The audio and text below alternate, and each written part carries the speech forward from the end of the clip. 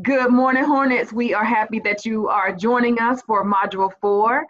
We're going to dig deep into our rubrics and the alignment of those rubrics. So if you are ready, give me just a second so we can share our screen.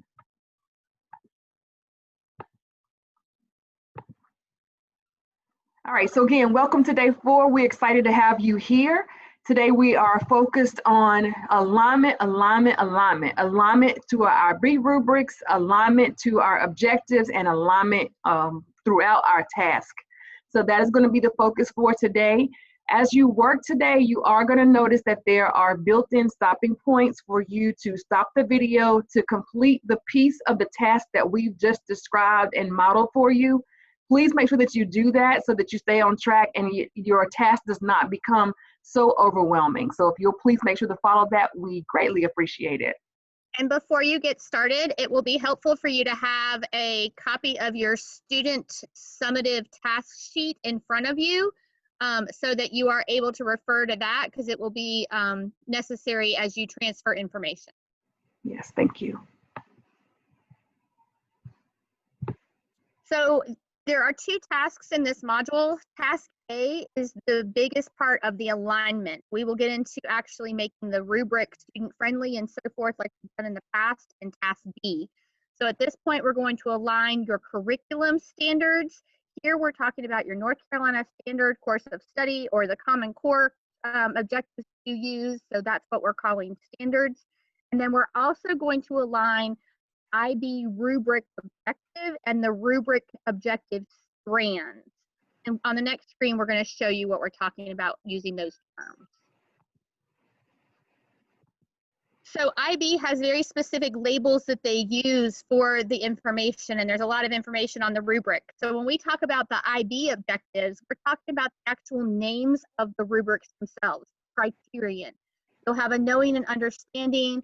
Some subject areas have a communicating IB objective. Some standards or subject areas have a text IB objective. That's the layer at the top, the actual criterion. Moving down, you have the Roman numerals. Those Roman numerals are called objective strands. This is where you have the ability to remove strands that are not assessed in a particular assessment.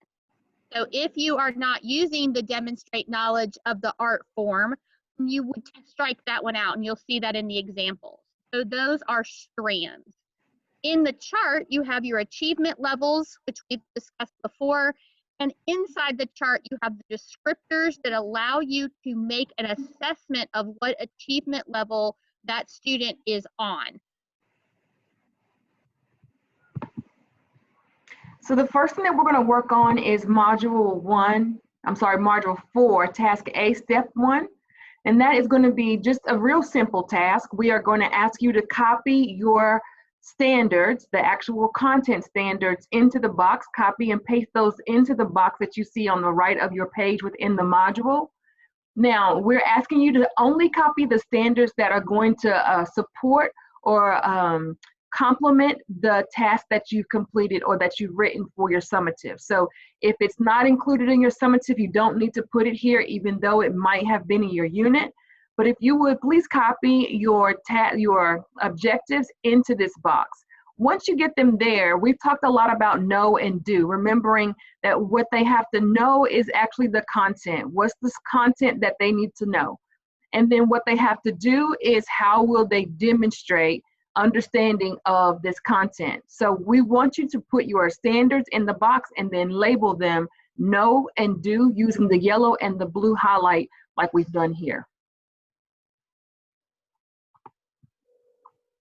Step 2, and this is Module 4, although it says Module 1, Step 2 is to put your grasp in the box. You're going to straight cut it from the summative assessment that you have. You're going to cut it and put it in the box just like you did your standards. And then you're going to read through it and label your know and do. What do the students have to know to be successful on this summative? And then what are they going to do to prove it? Using the same colors, the know and the do, the same colors to help you to get that finished. So if you would, please stop the video at this time. Go ahead and complete steps 1 and 2 that are on your screen.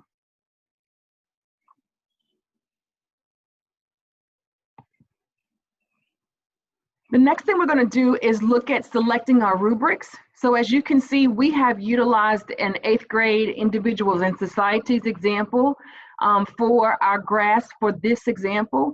So it reads, you are a civil justice attorney and you are advocating for citizens' rights to inform local citizens of their constitutional rights. You're going to create a trifold brochure advertising a specific civil liberty or right for either its importance to or removal from the Bill of Rights.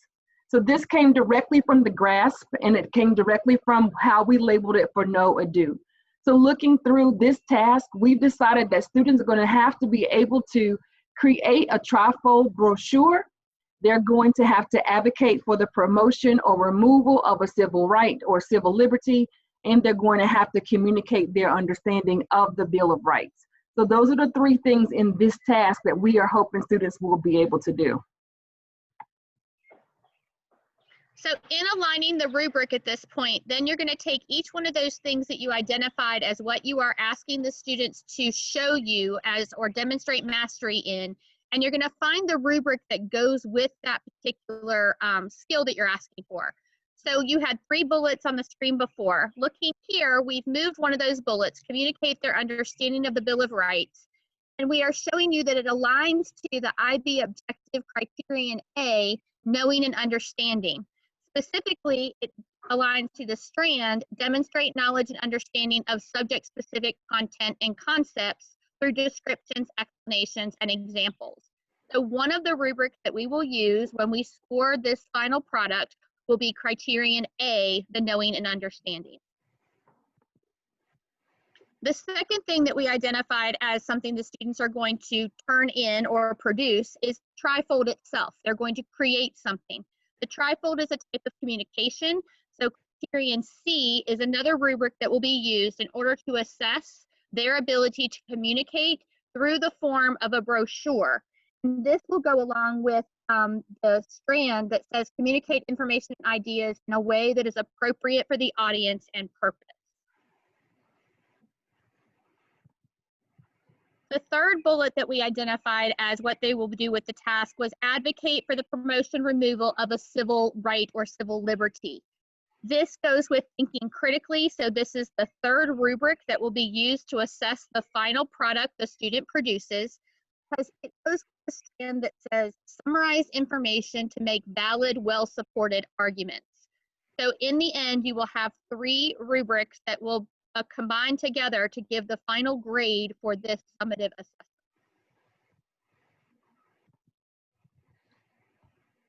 So now we're going to ask you to pause the video and go through your grasp, identify what the things are that you're asking the student to produce for you that you are planning to assess, and then align it back to which rubrics that you want to use.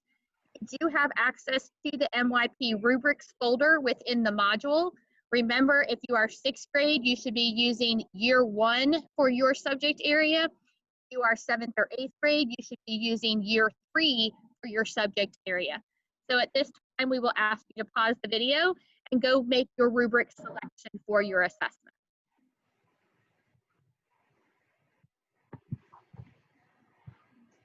So at this point, we're at step 3, and this is identifying the know and the do from our objective strands. Again, this is just so we can make sure that we are aligning each piece of our rubric selection to our actual summative task. So as you can see, most of the work that's on the page in front of you, we actually already did in the previous step. You have selected criterion A, C, and D. And not only that, but looking at each strand, I've gone through and identified the no and the do in the strand that I chose to use, and I have stricken the strands that I don't choose to use. As you are prepared to do this task, please right now just strike the strand, because if you don't, it will mess up the numbering of each of those, and you do want them to make sure that they are, you want to make sure that they are aligned. So at this time, if you will go ahead and stop the video so that you can make sure that you have your objectives and your strands aligned for this task.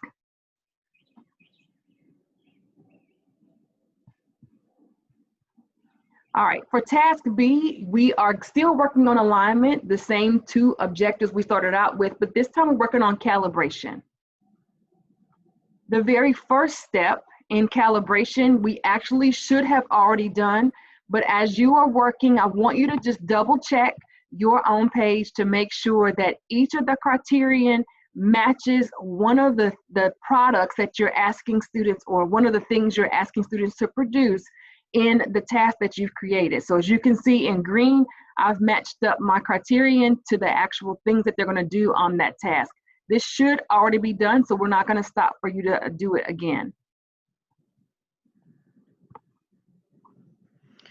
Now moving into this point, we're actually going to student-friendly and task-specific the IB rubric so that we can get the language of the task sheet onto the rubric itself in order for students to be able to be clear about what they are being asked to do and how they will be assessed. This is nothing different than what we've done before. You're simply going to start at the 7-8 level, keeping in mind that you always start at the what's supposed to be the exemplar of the product, and listing everything that needs to be there in order for it to be a perfect piece or near perfect piece to show mastery. All of this is about assessing students' mastery of the skill and what level they are at mastering it.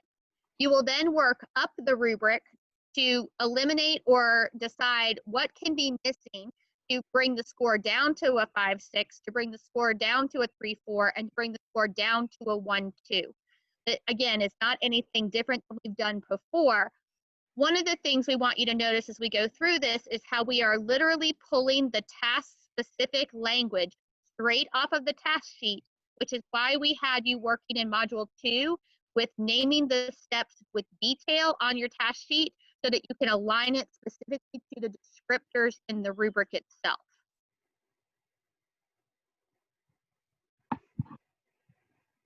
So on this screen, you're going to see that at the beginning, at the top box is rubric A or criterion A, and there's our objective strand that we chose, and we have changed the language. This is in the 7-8. Let me back up real quick and explain why there's a 4 there instead of a 7-8. Since we only chose one objective strand, you cannot use a 7-8 judgment because you don't have 2 things to choose from. So since there is only the ability to get one thing right in each box, we've brought this rubric down from an 8-point rubric to a 4-point rubric. And we've done this before as well. So in the box at the top, we're going to start at the top one. The descriptor has been identified now specifically. Demonstrates excellent knowledge and understanding of, here's our task-specific language, democratic rights and freedoms, the Bill of Rights. And then we took what you see in the green box, the actual bullets straight off of the task sheet that explain how they are showing by using all of the following. Okay, so again, what's in green are the exact cut and paste from the task sheet that goes with that particular descriptor.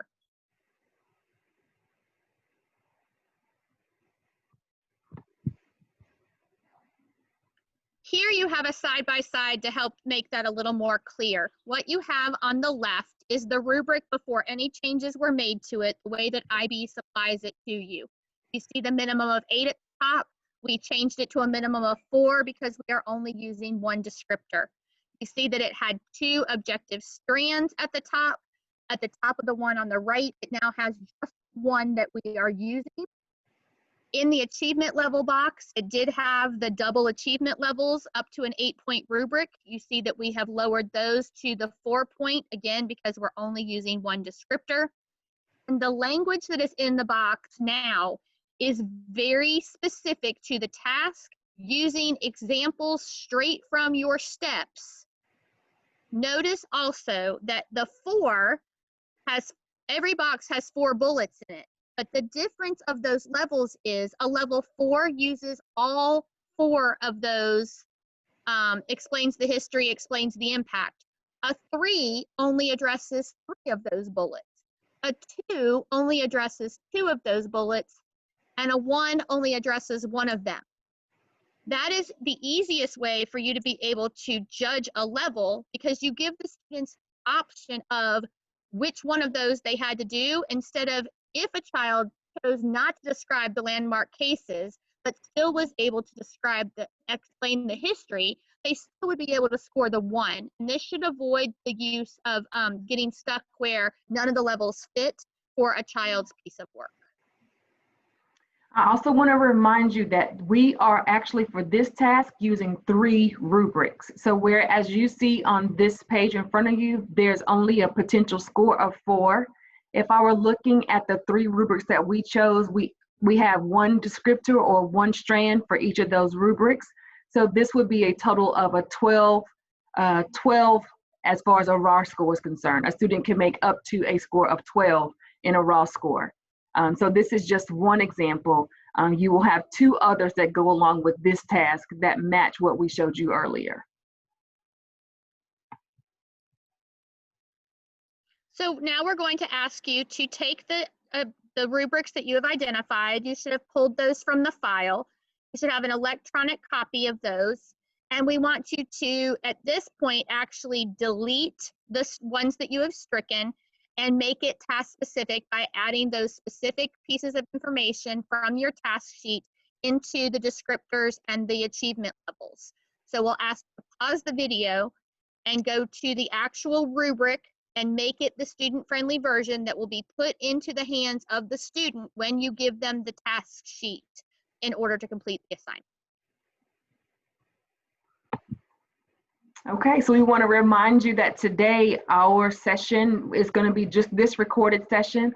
At 10:30, we will have an optional session. If you have questions and you want to join us at 10:30, you can jump on the Zoom link to ask your questions, but please also feel free to jump into a call, a text, an email, or any other mode of communication with us if you have questions or need some support as you listen to the video or after. We will be available to you.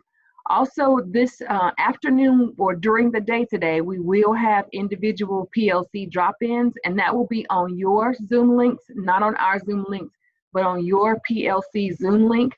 So this is what that schedule looks like. Please make sure to take note of the time that we'll be joining your PLC so that you're ready. On the left of the page, you'll see the questions that we are generally going to help or address with you to help us to gauge how you're progressing throughout this session.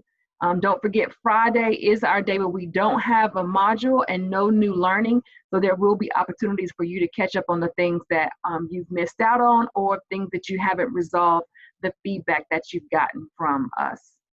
Again, you are welcome to call, text, or email, however you'd like to communicate with us if you need some support, and we'll jump in on your sessions during the times that are listed here. And we will come back together at 2 o'clock today for the announcements and prep for Friday tasks that you see at the bottom of that schedule.